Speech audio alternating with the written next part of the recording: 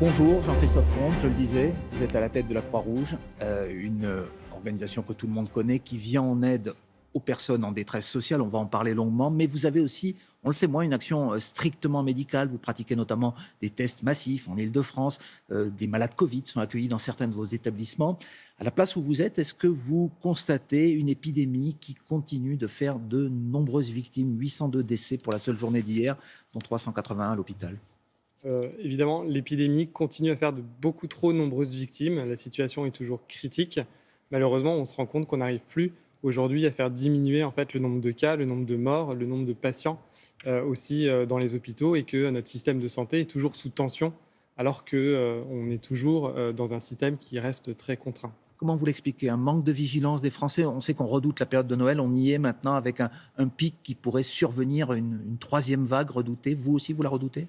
Alors on la redoute évidemment, tout ça dépendra de la capacité de chacun à appliquer les gestes barrières, à faire attention pendant les fêtes. Donc nous on appelle à la vigilance, on demande à chacun de respecter ces mesures de prévention et voilà, on s'attend effectivement à ce que la situation soit quand même compliquée en début d'année prochaine. Avec l'arrivée des premiers vaccins, il y a un débat qui est en train de monter, celui d'une vaccination qui serait éventuellement obligatoire, entre guillemets, l'obligation à terme d'avoir une sorte de passeport pour circuler en France. Pour l'instant, Olivier Véran, le ministre de la Santé, a dit que c'était une piste, mais que la vaccination ne serait absolument pas obligatoire.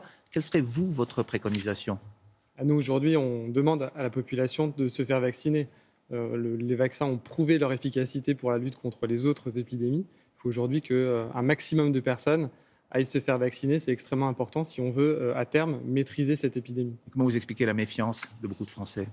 Parce que ces vaccins, ils sont arrivés de façon extrêmement rapide grâce au progrès de la science. Donc voilà, c'est normal que la population doute. Mais ces vaccins, ils ont suivi un parcours extrêmement rigoureux, un protocole extrêmement rigoureux. Ils ont été homologués par les plus hautes instances, plus récemment les instances européennes. Voilà, donc à la Croix-Rouge, vous préconisez en tout cas que chacun, dans la mesure du possible et en fonction des âges et des risques, se fasse à terme vacciner. Nous préconisons que la population aille se faire vacciner. Nous participerons nous-mêmes d'ailleurs à cette campagne de vaccination et on va continuer à la promouvoir dans les mois qui viennent. Alors il y a la crise sanitaire, les chiffres bruts malheureusement de cette épidémie, et puis il y a la crise sociale qui en est née, face à laquelle vous, à la Croix-Rouge, vous êtes vraiment en première ligne. Pour vous, vous me le disiez hier, il y a eu un basculement cette année 2020. Pourquoi ? Quels sont les chiffres en fait ? On l'a vu dès le début de la crise, dès le premier confinement au mois de mars, en fait, où un certain nombre de personnes se sont retrouvées en grande difficulté, ont vu leurs revenus diminuer et on a vu un basculement en fait, dans la précarité de toute une partie de la population. On estime à plus d'1 million de personnes le nombre de personnes qui ont basculé dans la pauvreté, voilà, qui sont tombées dans la pauvreté, sous le seuil de la pauvreté. Ça fait donc 10 millions pratiquement de Français. 10 millions de personnes, on estime aujourd'hui, de personnes qui vivent en France. De pauvreté en France. On estime qu'un quart des Français aujourd'hui ont des difficultés. En tout cas, nous ont fait part de difficultés financières, ce qui est considérable. Est-ce qu'il y a une évolution des profils, des personnes qui notamment poussent la porte de la Croix-Rouge, vous appellent, des personnes que vous ne voyiez pas avant ? Alors, on a vu une augmentation considérable en fait, des demandes, notamment d'aide alimentaire dans nos unités locales depuis le début de la crise. 45% au mois de mars. Aujourd'hui, on est à plus 25%, ce qui est considérable. Et effectivement, le profil des personnes qui viennent a changé. C'est des personnes qui viennent pour la première fois. C'est des personnes pour lesquelles l'aide alimentaire est quelque chose d'essentiel, là où avant, c'était un appoint finalement. Et les profils, voilà, c'est des personnes jeunes, des personnes âgées également, des femmes seules avec enfants, des travailleurs indépendants qui ont perdu leur emploi. Des publics que vous voyez précédemment, mais qui aujourd'hui sont beaucoup plus présents et beaucoup plus nombreux à venir vous solliciter. Voilà, il y a deux types de situations. Il y a les personnes qu'on aidait avant et dont la situation s'est dégradée. Voilà, ils ont sombré dans une précarité beaucoup plus importante. Et puis des personnes qu'on n'avait jamais vues, qui sont venues frapper à la Croix-Rouge pour la première fois à cause des conséquences sociales de cette crise sanitaire. Et ça veut dire quoi, Jean-Christophe Combe, que les aides annoncée et versée par le gouvernement, que cette politique qui a été mise en place dès le printemps, finalement, n'est pas suffisante pour endiguer cette montée de la pauvreté ? Il en faudrait davantage ?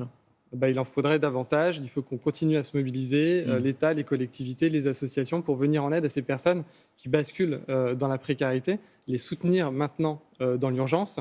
Et il faut se dire aussi que cette situation, elle va durer, malheureusement, puisqu'on n'est qu'au début des conséquences économiques et sociales de cette crise. On sait qu'il y a eu des primes, mais que par exemple, le gouvernement n'a pas souhaité réévaluer le RSA de façon pérenne. Vous l'avez regretté ? On l'a regretté comme d'autres associations. Et on va aux côtés des autres associations et continuer à échanger avec le gouvernement, observer ce qui va se passer dans les mois qui viennent et essayer d'obtenir des aides supplémentaires et un soutien pour toutes ces personnes qui basculent dans la précarité et qui aujourd'hui n'arrivent plus à boucler leur fin de mois. Alors il y a la précarité, il y a aussi l'isolement. Vous menez beaucoup d'actions contre l'isolement, notamment celui des personnes âgées. Et en cette période de Noël, on sait que la Croix-Rouge organise traditionnellement des rencontres conviviales, des goûters, des choses comme ça. Cette année, ce n'est pas possible. Est-ce que ça renforce justement cet isolement des personnes âgées et seules ? Là aussi, c'est un problème qu'on a vu dès le mois de mars, où le confinement en fait, a renforcé l'isolement social, la solitude des personnes âgées, des personnes en situation de handicap, isolées à domicile. Et donc, évidemment, qu'est-ce que vous pendant faites ? cette période des fêtes, ça prend une dimension toute particulière, cette question de la solitude. Et donc, on organise en fait, du soutien, notamment aux personnes âgées dans les EHPAD.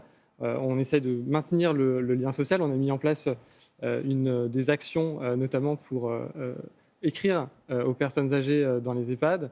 On met en place aussi des repas de Noël. Vous savez qu'on distribue des colis alimentaires. Mais ça ne pourra pas se faire dans la convivialité comme les autres années. On ne peut pas organiser comme les autres années des repas avec des personnes en difficulté, mais on leur donne de quoi améliorer le quotidien pendant ces fêtes. Et puis Jean-Christophe Combe, il y a la situation particulière des personnes sans abri, les SDF, auxquelles vous êtes les premiers à venir en aide à la Croix-Rouge. On estime qu'il y a plus de 150 000 personnes qui vivent sans domicile fixe en France. Est-ce que pour ces personnes-là aussi, la situation s'est aggravée en 2020 ? Là aussi, la situation s'est aggravée. On estime qu'il y a plus de personnes qui aujourd'hui vivent à la rue. Et surtout, leur situation s'est aggravée. Elles rencontrent moins de personnes, elles bénéficient moins de la solidarité spontanée. Pendant les confinements, de fait, il y avait moins de gens dans les rues. C'est des personnes qui sont très vulnérables. C'est-à-dire qu'il y a des personnes dont la santé est déjà dégradée et qui risquent de développer une forme grave de la maladie. Et vous multipliez, on le sait, on voit les camions de la Croix-Rouge, les maraudes pour venir en aide à ces personnes. Est-ce que lorsqu'on est à la rue et qu'on est malade du Covid, on a autant de chances d'être soigné à l'hôpital pour vaincre cette maladie ? Malheureusement, non. Il faut qu'on soit repéré, détecté. Il faut qu'on sache aussi ce que c'est que cette maladie. C'est l'objet de la mobilisation de nos bénévoles au quotidien sur le terrain. C'est plus de 230 équipes de SAMU sociaux qui vont à la rencontre des personnes à la rue. On a médicalisé d'ailleurs ces maraudes, faire des diagnostics pour aussi faire des gestes de prévention, les informer sur les risques et, le cas échéant, les accompagner pour pouvoir les soigner. C'est donc la mission de la Croix-Rouge qui, je le rappelle, est la première organisation humanitaire en France avec ses 18 000 salariés, ses 60 000 bénévoles. Alors, les Français vous ont beaucoup aidé, vous me le disiez en préparant cette émission. Vos recettes ont plutôt augmenté au premier semestre, mais vous avez toujours besoin d'aide. C'est pourquoi on va voir apparaître sur l'écran votre adresse internet www.croixrouge.fr. Vous menez des campagnes en ce moment, notamment sur les réseaux sociaux.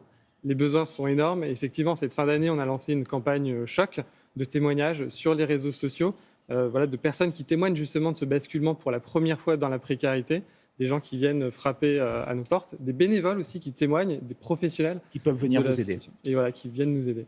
Merci beaucoup Jean-Christophe Combe, directeur général de la Croix-Rouge. Merci messieurs, merci beaucoup.